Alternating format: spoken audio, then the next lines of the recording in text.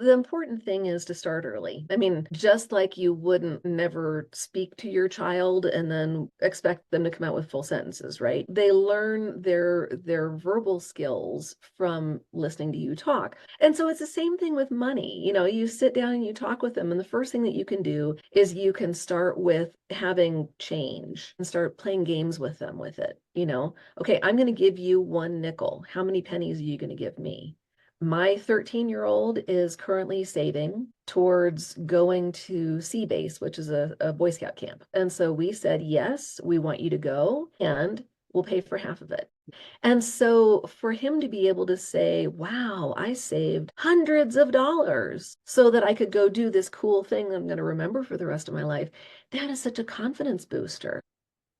Hey there, I'm Kaylin Wood, and this is Money Matters for Moms, the show where busy moms turn overwhelm into abundance. Each week we'll talk side hustles, saving hacks, wealth tips, and some energy tips to help make it all stick. Real tools for real financial freedom. No ramen required. Hello, everyone. This is Dawnese again, and I am here with Kaylin Wood. Hello, Kaylin. Hi, Dawnese. I'm so excited to be here. Oh, thank you. It is so great to have you here. We are going to dive in here in a moment, and Kaylin's going to give us some great tips on talking to our teenagers about money and finances. So I'm so excited. But before we jump in, I want to introduce you to Kaylin. Kaylin is a holistic finance coach. She is dedicated to helping busy moms make friends with their money so we can live a life that's abundant now. No need to wait. We get to live in abundance now. And also save for retirement, kids' education, all the things that life brings to us. We get to be in abundance and live in that space and prepare for the future, which is awesome. And this is what I love about Kaylin is that her approach is refreshingly different. She encourages mom to use both logical and creative sides of their brains to increase abundance. So, Keelan, share with us, how did this passion come about for you in talking with people about money? Because it can be a sensitive subject. Well, it's interesting because my mom's side of the family talked about money. My dad's side of the family really didn't.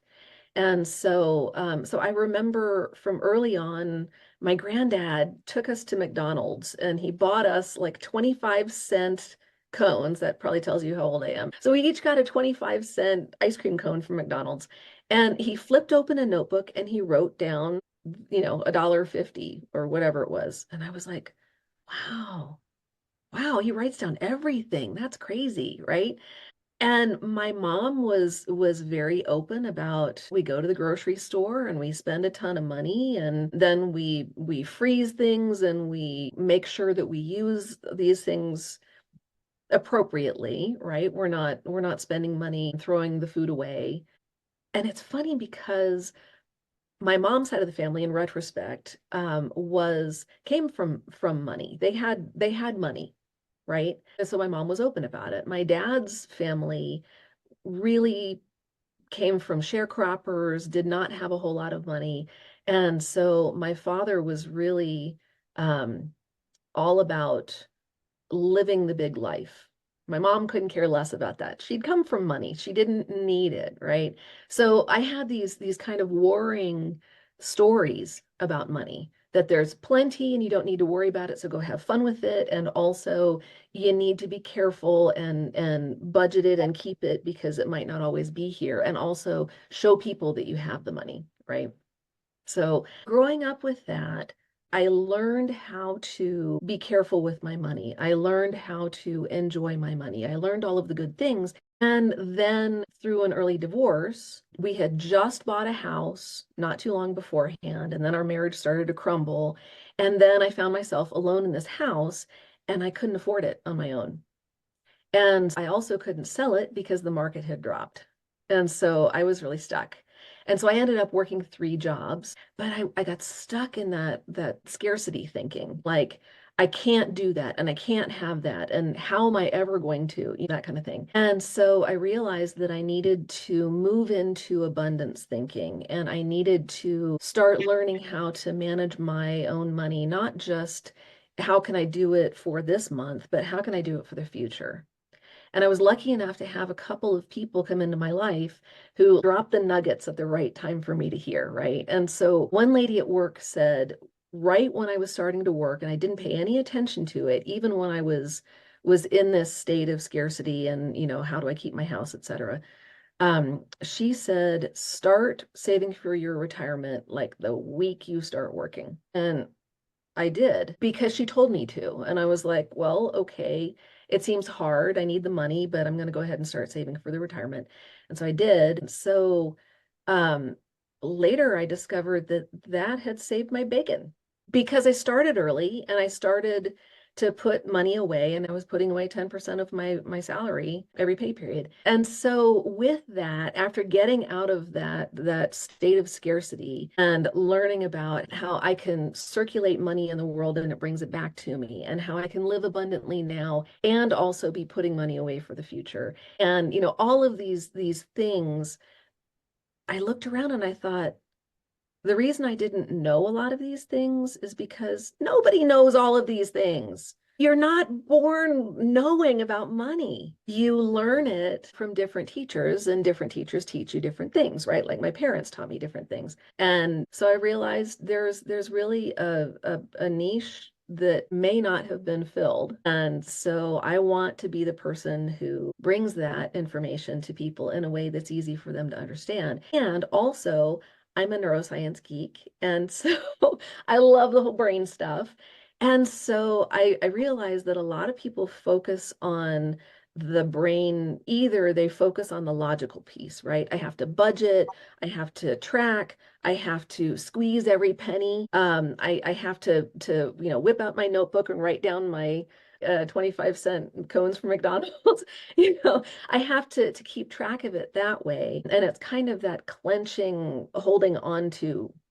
Um, and then there are other people who are like, I just sail through and I'm very creative and I manifest stuff and it just all works out and I just have faith. And for me, it's like having a balance of both of those, bringing both of those things together is where I think the sweet spot is. It's fascinating as you were talking about your upbringing and how one parent was one way and another parent another way because of their upbringing. We only know what we know. And when we learn and know better, we can do better. And so thank you for sharing this now. And what great advice you got on your 401k that supported you now in shifting that mindset. And I do love the marriage of what you said, in terms of bringing that creative and logical together to find the sweet spot around money. And that goes into, okay, so we know that we operate from our systems, the things that we learn in our upbringing. And so you shifted your mindset, and then you had children, and they're teenagers now, I know. And I would love for you to share how do you talk to a teenager about money and finances? Because I know for me, when my kids were teenagers, we would bring up money and they would run away. Well, it was fight, flight, or freeze, like it was a traumatic response. And I know that a lot of that came from my scarcity early on, which has now shifted, thank goodness. And we're still supporting them in shifting and creating. But how do you have a healthy conversation with, first of all, how young do you start? And then how do you have that healthy conversation with a teenager?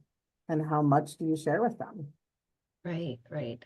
Well, so the important thing is to start early, right? I mean, just like you wouldn't like never speak to your child and then expect them to come out with full sentences, right? You have to start with like making the sounds and repeating them and then getting them to learn more words and then, and they learn from you, right? They learn their verbal skills from listening to you talk. Well, the same way you can talk to them about number skills, right? You start with one, two, three, and you wouldn't expect them to solve quadratic equations if they didn't know how to add, right? And so it's the same thing with money. You sit down and you talk with them, and the first thing that you can do is you can start with like having change And so you talk with them about, this is a penny and this is a nickel, and one nickel equals 5 pennies, which doesn't compute, especially when you talk about dimes, right? One dime is smaller than a nickel, but it's worth two of the nickel, it's crazy. But you can sit down with them and start playing games with them with it. Okay, I'm going to give you 1 nickel. How many pennies are you going to give me? You just Say said again? game. You said Yeah. game. You said play. That is so powerful. Instead of thinking like I've got to sit down and teach, but to actually gamify that. Yeah, and you can even start the first step actually, I would say is, you have them give you a coin and then you make change, right? So they see what it looks like first and they're following the numbers and seeing it and touching it and hearing it, right? So they have all of the different styles of learning going on. And then you start saying, okay, I'm going to give you a quarter. What are you going to give me in return? So you can help them, you're like scaffolding, right? And that's the way you learn anything. So just like if you want your kid to learn how to cook, then you're going to have them come into the kitchen with you and you're going to have them practice like measuring out a cup of flour or whatever to go into the cookies. And then eventually they're starting to read the recipe and you can help them with doubling it or halving it or, whatever. And then eventually they're making their cookies on their own. They're making their grilled cheese sandwiches on their own, so that by the time they leave the house, they have those skills in place so they can take care of themselves. And it's the same thing with money, right? So you start out small, you start out young, and you give them like a bite-sized piece of something. And then you start like, 6, 7-ish, you start giving them an allowance, and that's their money. And then you give them suggestions for how they might spend their money, but it's their money. And so the thing that I really like with that one is talking with them about opportunity costs and delayed gratification, right? So you can say, yes, you have whatever it is, $10 in your allowance. So if you want to spend that on that Lego set, go ahead. But then they come back to you and they say, well, I also want to have that candy bar. And you say, well, I'm sorry you've spent your allowance, right? And so with that, giving them those little pieces that are age appropriate as they grow, right? And also tying money to what they want. So then you start talking with them about saving for something that they can't afford immediately. Maybe they want a new computer game and it costs $30 and their allowance is whatever, $10 a week. And you say, okay, so how long would you have to save before you can buy that? Right? As they understand that concept, then you start talking about taxes and how they've got to add taxes in and how, so that way, if it says 29.99, it's really not 29.99, so that they expect that. As they're teenagers, you start saying, okay, you're looking at bigger ticket items. And so we want you to do those bigger ticket items, but you also have to have some skin in the game for that. So, my 13-year-old is currently saving towards going to Sea Base, which is a Boy Scout camp. And it's a high adventure Boy Scout camp. And so we said, yes, we want you to go and we'll pay for half of it. Yes. Yes, that's what we did. And so the skin in the game makes such a difference. Yeah, yeah. And because of that, they're realizing, wait, I can do this, right? I mean, it seems huge to think about a 13-year-old saving hundreds of dollars or earning hundreds of dollars, right? Because most scout troops have opportunities for them to earn money towards their trips. Um, and then, Christmas and birthday money and all that sort of stuff. And so for him to be able to say, wow, I saved hundreds of dollars so that I could go do this cool thing I'm going to remember for the rest of my life. That is such a confidence booster. So much so. And I remember for our kids, so I have two boys and then a daughter, and they started mowing lawns like at 13, 14, 15. They started their own lawn mowing business. They got really creative because it's so valuable, Kaylin, for us to know and recognize that we don't need to pay for everything for our kids. They really do get to have that confidence boost. I remember when our daughter was 8, 9, 10, somewhere in there, and she saved it for her first scooter. And I remember, like, I still remember how she felt. She's 19 now, but the confidence that she gained in herself. So I appreciate you sharing that, because sometimes as parents, we just want to pay for everything. Like, because maybe we grew up in a situation where our parents couldn't pay for everything. And so we just want to give our kids everything. And that seems to me to take some of the value away for them. And so I appreciate that you shared that. That is so impactful. And one other question I have for you too is how transparent do I get to be with my teenagers and talking about my own finances? Because they obviously see me model, and I also get to have actual conversations around money and finance. Absolutely. So it's a great question because you want to balance it, right? I mean, you want to be able to make sure that you're not overloading them with information and also that you're supporting them in their growth, right? So I think that it's fantastic to be able to say to them, I made a terrible decision when I was whatever. My decision was this. I had the opportunity to go to Europe as an exchange student twice, as a junior in high school and a junior in college.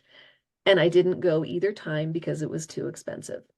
Now, I tell you what, I look back now and I say, if I could go back and pay the $10,000 that it would have taken me to go spend a year in Europe, I would do that in a heartbeat right now to have had that opportunity. But at the time, I was so focused on the numbers and like how expensive that was that I wouldn't let my parents pay for it. My parents offered to pay for it and I said no, right? So I've been telling my kids ever since then, there are times when you look at something and you say, I want that with every fiber of my being, and then you do it. You don't hold back because of the money. You just find a way to make the money happen, right? And then on the other hand, you could say, oh, I had this time when I spent $10,000 on something that it turned out I didn't really want. And so I ended up, everybody told me that I wanted it, but I didn't really want it. And so I thought it was a waste of money, and I've been kicking myself ever since, right? So those kinds of things are great stories to tell your kids when there's something that happened to you and you have this visceral reaction, because then it's real. On the other hand, my son came up as I was looking through my retirement and it had the number and he walked up and I covered it. And I thought, wow, I thought that I would have been much more transparent with them. And then I thought, no, I was protecting him because he doesn't understand. He would look at that number and go, wow, we've got tons of money. Let's go spend some. He doesn't realize that that's money for the rest of my life. And it's his security that he doesn't know about because my money is going to take care of me. He's not ever going to have to take care of me. Mm. But it's not the right time for him to know the number. And what a gift in the right time. They know that that security is there, that we've created that, so we're taken care of, and they don't have that extra burden. Oh my gosh, Kaylin, I know there's so much more that we could uncover here, and definitely, like, people get to find you and get to learn from you. So how do people easily find you so they can get to really dive into this money conversation, creating abundance from a logical and creative space? So the easiest way to find me is online at kaylinwood.com. So it's KAYLINWOOD.com. So thank you, Caitlin, so much for being here and sharing your expertise and your passion. I truly feel this creative, holistic space of abundance and finance. So thank you for standing in this space and for sharing with all of us today. Oh, Appreciate you. thank you. It has been such a pleasure. Awesome. We'll see you later. Thanks for tuning in to Money Matters for Moms. I hope today's episode left you inspired to take one little step forward. Check out the resources in the show notes and share this with another mom who's ready to thrive. You've got this, because abundance is easier than you might think.